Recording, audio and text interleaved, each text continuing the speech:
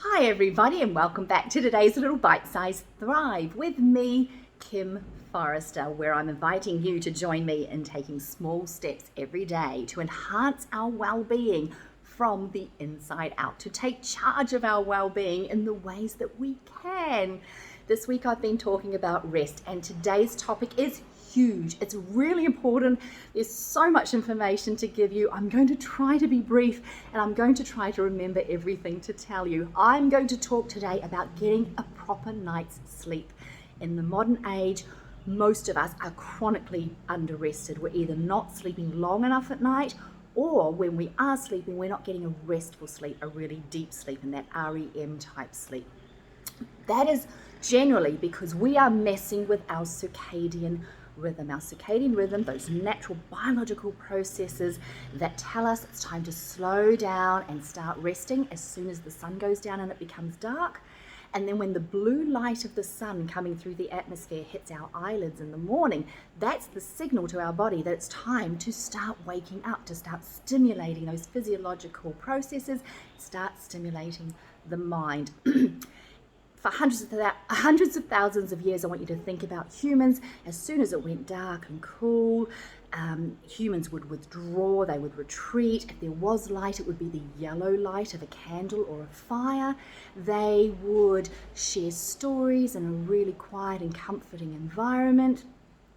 They would not be working generally, and as I said before, it would be nice and cool. So these are all signs for our body evolutionarily that it is time for us to rest. We mess with that so much these days. I want you to think about your evening. We treat ourselves like a machine whereby we go, go, go, go, go, go, go, go, go. We do not prepare for sleep until it's sleep time, and then we put our pajamas on and go into bed and go expect ourselves to be able to drop off to sleep.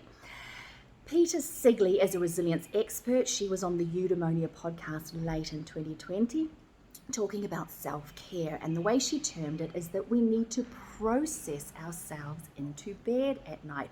We need to prepare for sleep in the same way that if we're going to play sports, we actually prepare our body for that. We stretch and we warm up. We prepare for examinations. We prepare our mind if we're going to use our mind.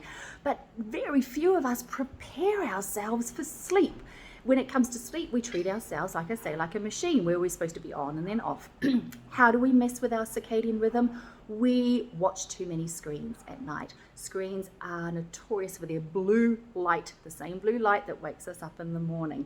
Now, you might be clever, of course, and have a blue light filter, but those screens, even if they have got the yellow light coming at us, are still stimulating our brain. Instead of that quiet retreat and reflection and review of the day, we're being stimulated with all sorts of new information, and our brain is actually still waking up and being stimulated.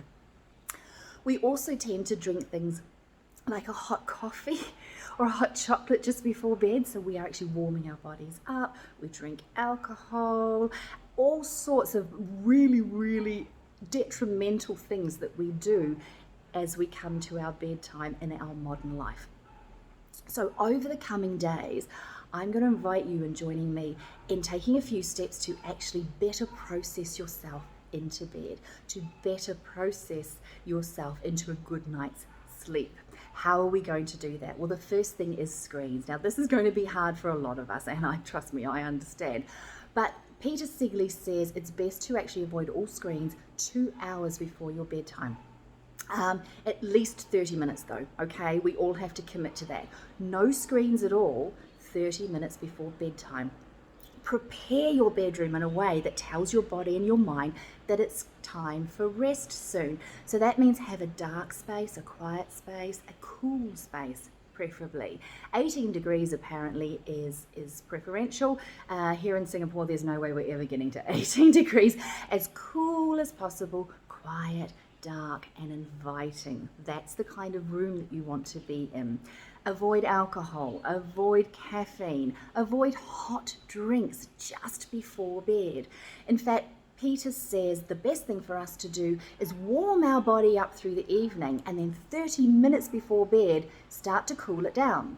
So have a cool bath or a cool shower, drink something cool, go into our cool bedroom, Put your feet out from underneath the covers and start cooling your body down.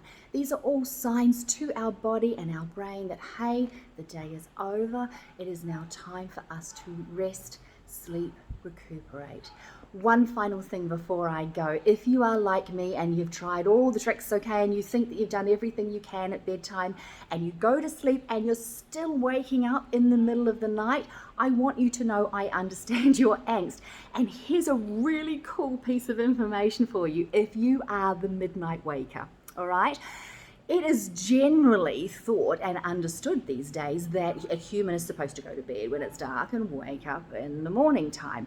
But recent recent research has shown that that's actually not true at all.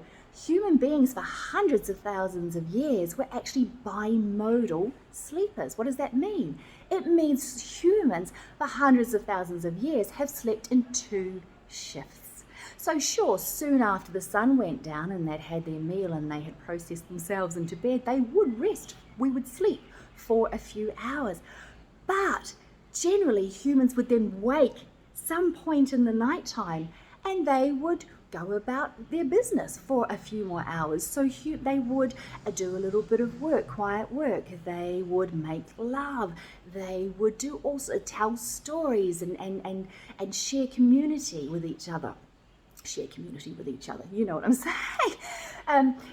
Share companionship in the middle of the night. And then, after that few hours of activity, humans would go back to sleep again until dawn.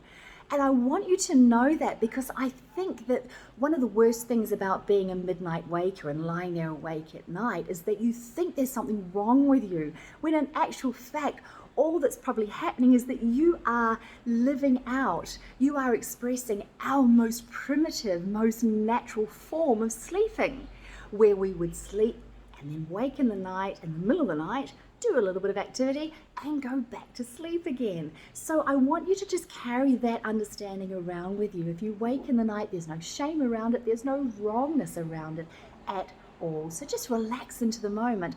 What you may want to do is go to bed a little bit closer to sunset, a little bit earlier, so that you're getting the rest that you need, between 7 and 8 hours a night. That's it. I knew it was going to be huge and it's so long.